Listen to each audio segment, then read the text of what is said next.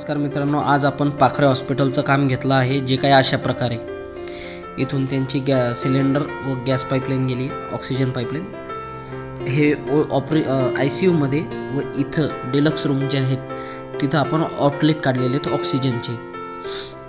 समोर मी दाखवेनच तुम्हाला. इथून सरळ पाईपलाईन गेली आहे 1 2 या 2 नंबर ही 4 नंबरची रूम आहे. आता इथून ICUमध्ये हा बॉलकॉक ICU साठी टाकलेला आहे. हा पहिला पॉईंट.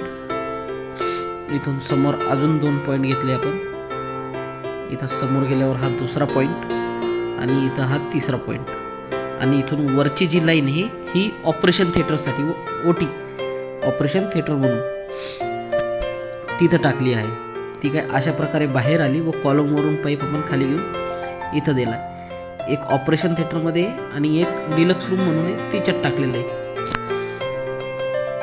हा इथून पाईप असा फिरून ऑपरेशन थिएटरमध्ये गेलाय, बघू शकता. ऑपरेशन थिएटरमध्ये आपण 2 आउटलेट काढलेले आहेत. आता ही पाईपची ब्रिजिंग सुरू आहे. हे खालच्या साईडला त्यांचे कॅज्युअलिटी आहेत, तिथे आपण पाईप टाकतो आहेत.